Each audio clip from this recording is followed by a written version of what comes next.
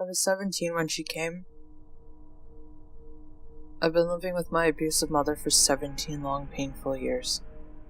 It was around midnight, and my mother was already asleep. So when the 3 soft raps at the front door came, it was me who answered. An odd-looking little girl stood there, her cheeks pale and colorless, blonde hair and braided pigtails, pink dress torn a little at the hem, bare feet and turning slightly blue from the cold of winter, and black eyes. I quickly let her in, thinking of how horribly underdressed she was. It wasn't until later I wondered why she'd not been shivering, or even questioning as to why she was here in the first place. I got her into the living room, wrapping her little form in a thick afghan my grandmother knitted. She held it as if, though it didn't seem to affect her, and I smiled. "What's your name, sweetie?" A long silence passed, in which she stared at me. I was beginning to be discomforted by her black gaze when she parted her lips and spoke in a soft voice. "Lacey Morgan." I nodded and smiled again. "You could stay here tonight, Lacey," I said, motioning to the couch. She curled up in a little ball, black eyes still on me, and I exited the room. That night I slept soundly, not worrying about my mother beating me or the strange little girl on my couch. When morning came, I trudged into the kitchen. I was greeted with a coffee mug to the shoulder. I gave a feeble shout of pain, staring at my mother.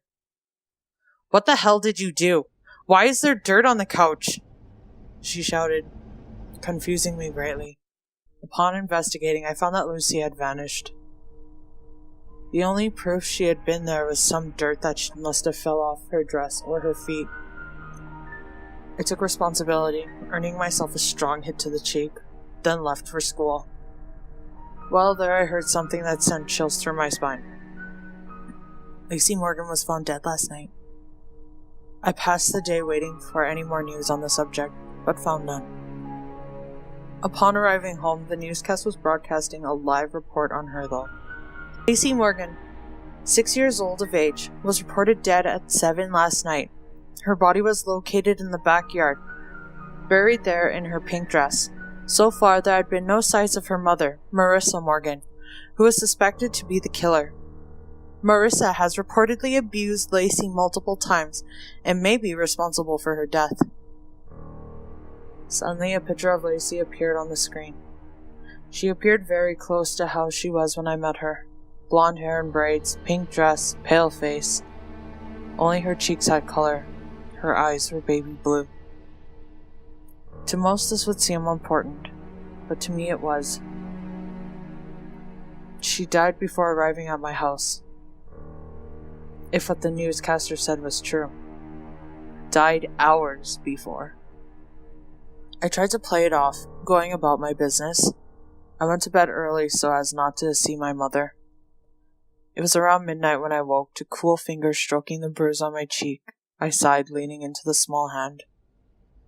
"Never again," Lacey whispered before her hand vanished. Not 10 minutes later, I heard my mother screaming. I rushed into her bedroom, nearly fainting at what I saw. My mother was thrashing wildly on her bed, a small creature having buried its face into her chest. I could hear the sound of flesh tearing, and my mother's screaming increased in volume. I wish I hadn't gotten up.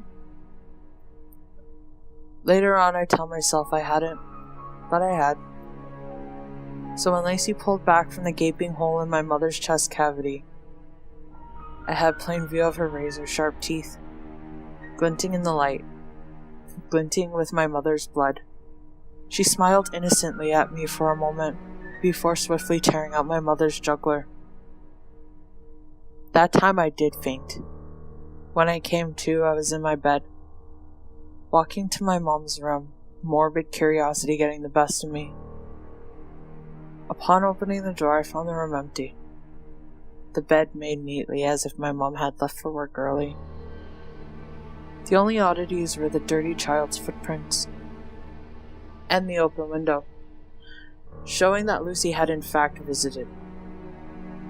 I never saw my mother again, and I never missed her either.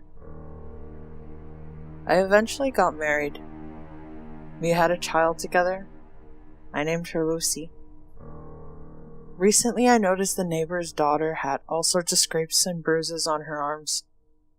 I started watching their home, and the other day I saw something odd. A little girl running barefoot through their backyard up to their back door.